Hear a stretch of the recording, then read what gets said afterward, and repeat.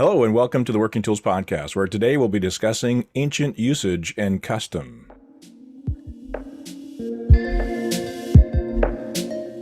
Ladies and gentlemen, brethren all, welcome to the Working Tools Podcast, a casual conversation around Freemasonry. First, it's important to note that our thoughts and opinions are our own and do not reflect those of our Grand Lodge or respective craft or concordant bodies. Please connect with us and ask questions via our website at theworkingtoolspodcast.com.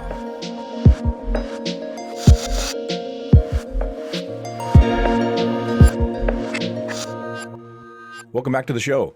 I'm David Colbeth, past master with King Solomon Lodge number 60 in Auburn, Washington, and I'm joined tonight by our regular hosts, Worshipful Brother Jarrod Dunham of Penticton Lodge number 147 in British Columbia, and our original host, Worshipful Brother Steve Chung of Prince Charles Lodge number 153 in Kelowna, British Columbia.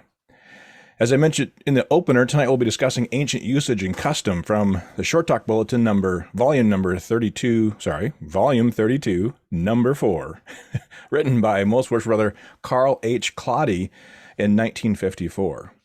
And Most Worshipful Brother Carl goes through this paper and discusses the ideas of what is an ancient custom, ancient usage or ancient custom in our practices, things that we do physically or things that are in our standard works. And in the Blue Room, we're kind of talking about, well, what is a custom or usage versus law? And we all have our code or constitution that's kind of required elements. And then we have the things that we do that maybe aren't spelled out. And Jarrod had an opinion about that.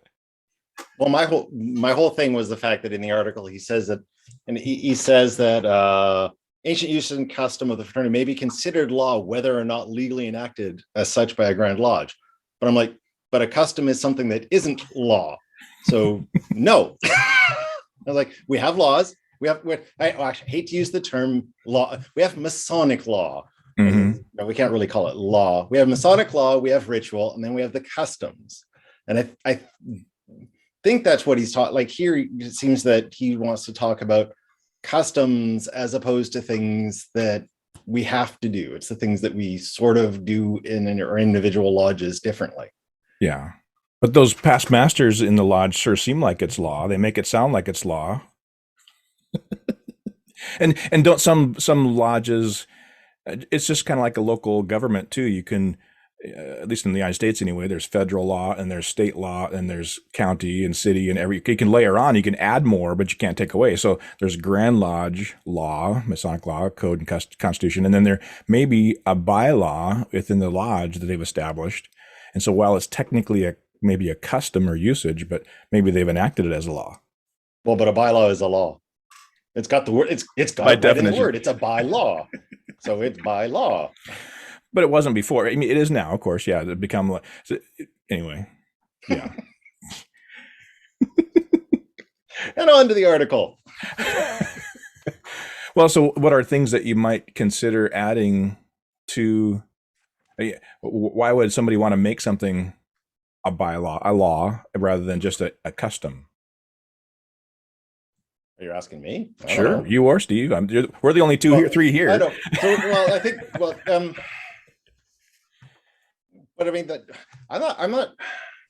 So we put it into a bylaw so that it is written, it is law. When it's a custom, it's not. So if we want something to always be in our lodge from there moving forward, we turn it into a bylaw. So that it withstands that past master's preference. Or maybe you can't get everybody to necessarily agree on it and you want to establish the way we do it. And so you make it a standing rule. Do you guys have standing rules in BC? We call them standing rule. It's in your bylaws, and here's your bylaws usually, at least for us anyway, they outline where you meet, the time you meet, some basic things like that. And then we have a section called standing rules, which are really those kind of customs. Maybe we donate every year $100 to the Orphan Society, whatever. The things that you do normally. We always send 3 guys to the lodge leadership retreat, for example, or these kind of customary things. Maybe not lodge floor work or things like that, but there's other customs outside of the lodge room itself too, that are standing rules in our bylaws. Do you guys do that? No, those are called bylaws. Well, they're in we don't have. they're in the bylaws. I should say I've never been involved in a lodge that has anything other than bylaws. Yeah. Like if you want it to be something that we do every year, we always enacted a bylaw. And I apologize. Our standing rules are a part of the Yeah. bylaw. I'm sorry. Yeah. So we have, each lodge has their bylaws, and then we have the customs but see, I look at the custom as the way we do some things in lodge that other lodges may not do it the same way. And if we're jumping in right now, I can give you one example from Headley, not from Penticton, because I haven't been around Penticton long enough to learn some of their idiosyncrasies. But are we jumping right in? Yeah. We could either, well, let's hold that one. So my thought was maybe in the next segment we get to our own lodge customs that are unique from the article. So First of all, I want to remind everybody that we're going to post the show notes, the article, link to the article, and also a link to the Short Talk Bulletin audio, so you can listen to it as well. And then, so we'd always recommend that you kind of maybe go and read the article or listen to the article if it's audio, and then come back and watch our show, and then you can argue with us. And anyway, so so one of the things he talks about. What's that? What? Pause now. Yeah. Read the article. Then come back. Exactly. But one of the things he talks about in the article is the idea of landmarks, right? And I don't know about your constitution, but there's a couple of different versions of landmarks out there. We have Mackey's landmarks in ours, the 25 landmarks. They're referenced as the landmarks, the ancient landmarks of Freemasonry. They're referenced in our Constitution. They're referenced in our standard work, but they're not enacted as actual landmarks in our Constitution. They're referenced, and it's an addenda in our Constitution. Do you all have official landmarks in your constitutions that you know? I think we do, and if you give me 5 seconds, I can pull up ours, because I'm pretty sure that we had. Oh, see, this is what happens when I work from memory. Back in the early 20th century, there were some agreed upon landmarks. And I think in the back of ours, actually, there's both Mackey and Pikes. Landmarks of the order. There's 25 of them. Yeah, those are the Mackey landmarks. Yeah. Well, you think they're the Mackey? No, because there's Pike in there. I think he is. Don't do math on TV. I think it's 16-ish. Pike has 16-ish landmarks or something. It's in the teens. Number of landmarks. So, by the way, while I was at leadership retreat this weekend, I was talking with a brother that happens to watch the show, and he was saying that one of the things he likes about our show is that we don't always know the answer. That we can say, well, no, we should probably research that. And I always felt, just to bare my soul here a little bit, I always felt like I need to do more studying. I need to do more research. I really need to know the answers to provide when we talk about it, so we're not kind of stumbling in the dark here. But he appreciated the idea that we were just honest. Hey, we don't know everything. Well, we're going to go look it up, and it'll cause us. And so I'm hoping that those listeners and viewers and stuff, that'll do the same for them. It'll cause them to go and look up those topics or those ideas. And so just a little filler there while you're looking up the landmarks. Yeah. Well, actually, it's not in our Constitution. Okay. So, but it is on the Grand Lodge website. That's nice. And it's a similar thing with us. It's as an addenda in our Constitution, and it's referenced as to observe the ancient landmarks. Right. But now, on the Grand Lodge states, the landmarks of Freemasonry, as compiled by Albert Mackey in 1858, are not universally accepted. Right. They are not really landmarks at all. For example, the system of 3 degrees of craft Freemasonry isn't a landmark. The 3rd degree didn't exist at the time of the formation of the first Grand Lodge in England. Landmark 8 is also a controversial item in some jurisdictions. Landmark 14, I guess 8 is the prerogative of the Grand Master to make Masons at sight. And then Landmark 14, which is the right of every Mason to visit and sit in every regular lodge. It's noteworthy since some jurisdictions visiting is considered a privilege. Landmark 20, which is subsidiary to the belief in God, is the belief in a resurrection to a future life. Landmark 20 regarding resurrection raises theological questions which some jurisdictions feel unqualified to address. So in summation, the enumeration of landmarks has not been accepted or authorized by this Grand Lodge. So, and this is only presented as a historical document. Right, so it's not, they're not recognized by the Grand Lodge. But I'll bet if you look at your Constitution, I'll bet in there in several places it references the ancient landmarks of Freemasonry. I'll bet it has those words in it. Can you? Do you have a PDF, Jarrod? I do, and you know, as soon as you said that I was going to go. Control F. Let us do the search function here. Sorry, I'm gonna have to lean in a little bit because that's okay. So I'll bet it's referenced at least half a dozen times. Great. What was that, Steve? He's got a face for radio. It's great. Oh no, he's handsome. Oh, it would help if I could type. I'll bet it's referenced in our constitutions at least half a dozen times. The ancient landmarks of Freemasonry. Show results. Oh, hold on. 5. Just 5. Okay, yeah. If you type in ancient landmarks, it comes up with 5. Now, I was going to say, at the end of our Constitution, we do have our what are called the aims and relationships. Aims and relationships, which is I believe, if I'm reading this correctly, so it's sort of sets out what the Grand Lodge believes and our duties, and it was. I believe it was written along with the UGLE and the Grand Lodge of Ireland and Scotland back in 1938. Okay. So that sort of sets out some of the things that the law, would that be a precursor to the regular the standards of regular Grand Lodges? The recognition of regular Grand Lodges? Maybe. I don't know. I'd be curious to see what that says, what that talks about. Right. The aims, It kind of sounds like a little bit, not a mission, but I could send a copy of this to you, but you're not a member of our Grand Lodge, so you can't have it. we're getting a little off track here. That's all right. I mean, these are things they're part of. Again, are they? So, as you just stated, our Constitution, the law, references ancient landmarks 5 times. Yes, at least 5 times. Yes, hold on a second. So but they're not. The first time I think is just defining what ancient landmarks is. Yeah, sure. Yeah. Okay. Ancient landmarks means those essentials of Freemasonry, without any one of which it would no longer be Freemasonry.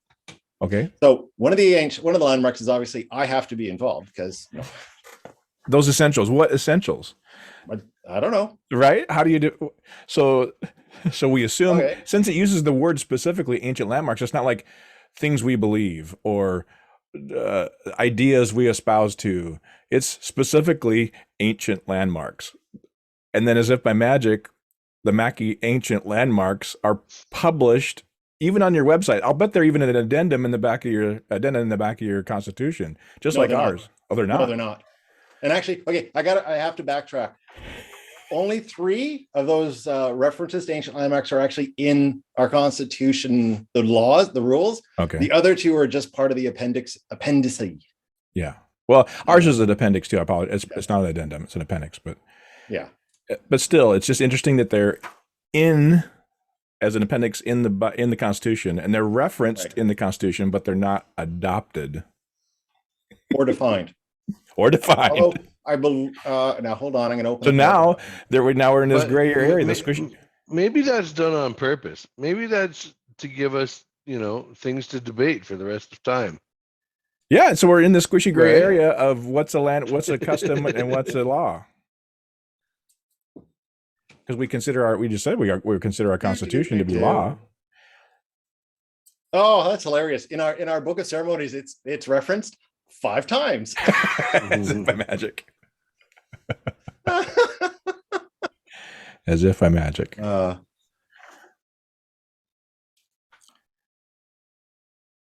I've always thought it was funny that when I was reading through the Constitution and I got to the back of it, and there's all this extra stuff in our Constitution. There's several additional appendices that are some of the ancient work, the ancient constitutions, and they're hard to read. I don't know if you have those or if you've delved into it. I can't even say those words because they're so hard to read them. The ancient English. Ancient English. It's the the thines and thous and before even before that, and it's the way they would spell words. Now I'm gonna have to pull it out. You guys got the ad lib while I pull mine up. You're gonna have to pull because I mean I'm thinking like, are you talking like Middle English? Are we talking Chaucer level? Like English? almost, yeah. In the spring, sorry, but yeah, because it's interesting because it mentions it 5 times, and mainly when they're installing a new master that he's gonna follow the ancient landmarks. Yeah, right. It's like, sure. And those are, please. Yes. Okay, just for fun, I'm going to search for mine as well. It's part of the mystery that is Freemasonry. One. You're doing the PDF of your 3, 4, 5, 6, 7, 8. Ours is an appendix, yeah. And so 7. Ours is referenced 7 times. Ooh. In our code, and then they become the appendix. Right. And then what's? Oh, you know what's not in my printed version? My old printed version, it had these additional appendix, and not in this PDF version. Interesting. I may have to go back and find an old. Sorry, a little dead time on there, guys. But this is the whole thing. Well, going back to that document now. Yeah. Right. There's one example. Similarly, it's the ancient custom not to speak in lodge without the permission of the master. That is obtained by standing either at the familiar salute or under the sign of fidelity and waiting for recognition before speaking. Yep. I didn't know that was a custom. I just thought that was done as a sign of respect. It's neither. It's in our Constitution. Is it? It's a law for you. It's in our law that I'd read it, but I don't think that's actually kosher.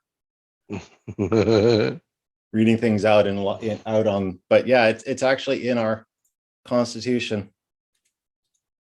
I looked because that's what I did that's what I did when I was rereading this afternoon. Is I went through and went, but that's law, but that's law, but that's law. So that's law. Yeah. It's not an ancient custom. Yeah, it's regulated. It's actually there's 6 points in this regulation discussing. Well, actually, it doesn't. But yeah, it's literally it's spelt out in our Constitution that you do that. Mm. So here's a quick jump back to what I was talking about. Just real quick, in a quick sentence here.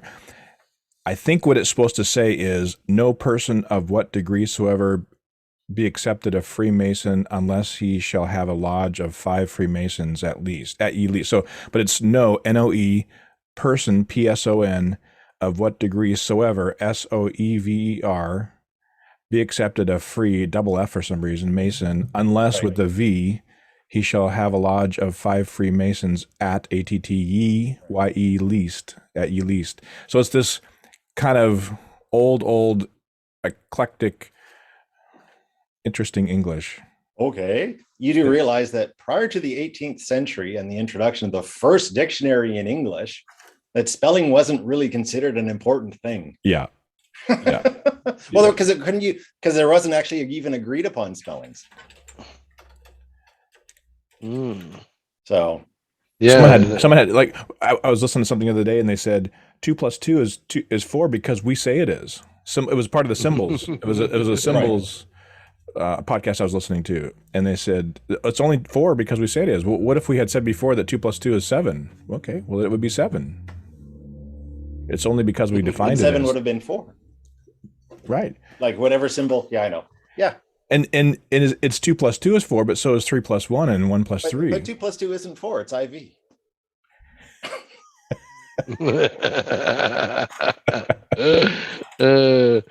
Yeah. Okay.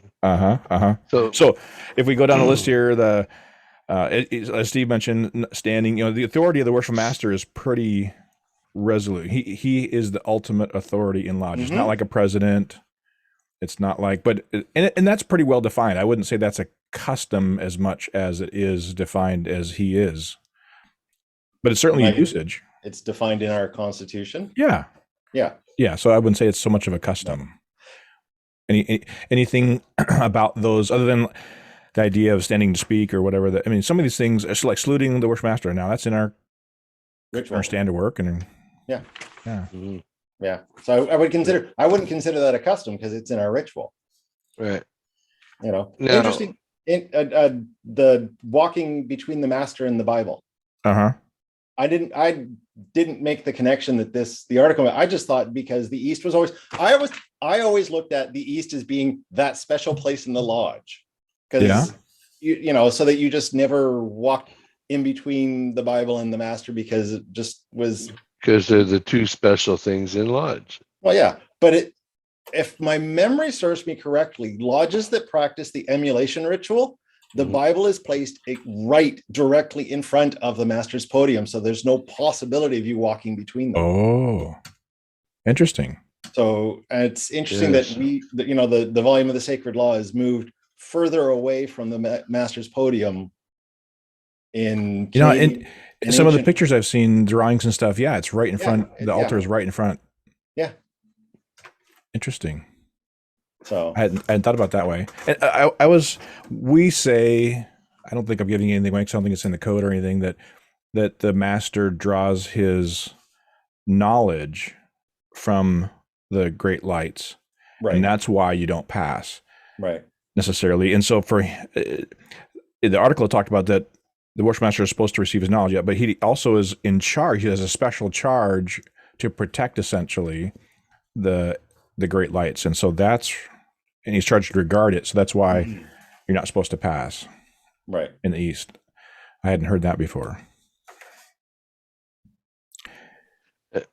Yeah, that's the first time I had heard that same reasoning as well. But it does make good sense. It's common sense. Yeah. Yeah. Yeah. If he's charged to do it. Right. Yeah. So in the saluting the worship master, we all agree that it's in our standard work. That's what you should do.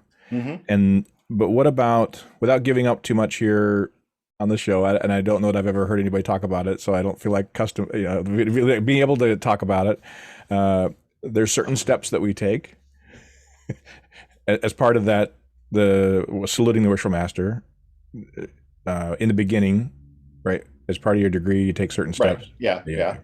So in some Grand Lodges, I know they include those steps every time they salute the master, not just during the degree. Yeah, the ones that do that funny Canadian work. Yeah. The Canadian ritual, you stand a specific form. way while giving the signs. And then do you change it each time you give each sign? Yes. The different signs have a different position. Yep. Yeah. Yep. But we don't do it in the ancient. We're in most lodges here, I would say that we're lazy or whatever, and most people don't adjust your feet. They don't adjust their feet. They don't have the stance. They just do the sign, the salute to the master, and that's it. Mm-hmm. It impressed me when I was newer Mason, not younger. When I was a newer Mason, and I saw this man come into the lodge, and he was decked out. He had a tuxedo, white gloves on. It was really, really cool. Happened to be Prince Hall Mason. He was sharp, and he came in, did the full salute, the advancement of the stepping and everything, and then I thought, oh, from that moment on, at the sideline, I'm gonna make my adjustments and stand properly when I'm giving the sign. Because in my opinion, that's the first time you receive that idea. That's what you're supposed to do. So then, is it a custom thing for them to do that? Because we don't do that in our lodge. I mean, during the degrees and whatnot, we take certain steps, but when we are giving the Dugard and penal sign, we're not doing the footwork like they do in that funny Canadian work. So I don't remember ever hearing it, so I can't give the whole thing, but in ours it says, I don't know. It says the master, as soon as the guy, I don't feel comfortable without reading an article that talks about it, but it says the master does it all. At least in our case, when the first time the guy sees it, he's doing all of it. And the position, he's standing in a certain way. He provides this. He shows him how to deliver this the salute to the master, and he's in that full position. And so, my thought, that's the first time he sees it. It's in our standard work. Why don't we do that back to him? He tells us this is how you do it. So why aren't we doing that? I would agree that maybe it could be implied as a custom because it's not really part of it. So when we say in lodge, the master might say, attend. Well, and we all do it. But anyway, if like in our lodge, we would be told you will salute the master on the step and with the dugard and penal sign. So if we are told to on the step, then we would give the steps. Right? But we don't have that in normal practice. So that, yeah. Yep. So I'm excited to get into, but we're not even on number 5. We got 23 to go here. Okay. And we only have a few minutes left, but I'm excited to get to the next one, number 5 on the list. If you have the list in front of you, I'm excited to get to that one. So maybe this is a great time to take pause, and we'll come back on the next show. Yeah, that's a great idea. All right. Well, thank you all for listening to the Working Tools podcast. I'm David Colbeth, and have a great night. We will see you next week. On behalf of Work Brother Jarrod, Stephen Chung, and myself, thank you for joining the Worker Tools podcast. Good night.